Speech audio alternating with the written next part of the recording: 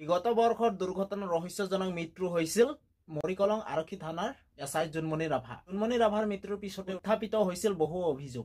পৰিয়ালে দাবী কৰিছিল যে জোনমণি ৰাভাৰ মৃত্যু হোৱা নাছিল, হত্যা কৰা হৈছিল জোনমণিক। আৰু অৱশেষত মৃত্যুৰ কেইমাহমানৰ পিছতে পোহৰলৈ আহিছে বহু তথ্য। সেই তথ্যখনতে পথ দুৰ্ঘটনা হৈছিল নে হত্যা কৰা হৈছিল জোনমণিক, পথ দুৰ্ঘটনা হৈছিল নে হত্যা কৰা হৈছিল জোনমণি ৰাভাক।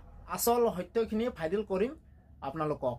জোনমণি ৰাভাৰ হত্যাকাণ্ডৰ CBI দাখিল কৰিলে 3টা গোচৰ অভিযোগনামা।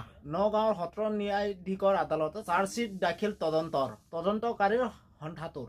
আৰু অৱশেষত এই ঘটনা তদন্ত কৰি CBI জনাইছে আচলতে জোনমণি ৰাভাৰ হত্যাকাণ্ড হোৱা নাছিল। এটি পথ দুৰ্ঘটনাতহে মৃত্যু হৈছিল জোনমণি ৰাভাৰ। আৰু এই দুৰ্ঘটনাটোৰ সন্দৰ্ভত আপোনালোকে কি বুলি ভাবে আপোনালোকে জনাবচোন। তো মোৰ ভিডিঅ'টো ইমানেই আছিলে। তো ঠিক আছে, এতিয়ালৈ বাই বাই। নতুন এটা ভিডিঅ' আপোনালোকক লগ পাম। আৰু নতুনকৈ যদি আপোনালোকে মোৰ ভিডিঅ'টো চাই আছে, প্লিজ আপোনালোকে ছাবস্ক্ৰাইব কৰি দিব, লাইক কৰিব আৰু কমেণ্ট কৰিব। তো ঠিক আছে, এতিয়ালৈ বাই বাই। তো নতুন এটা ভিডিঅ' আপোনালোকক লগ পাম।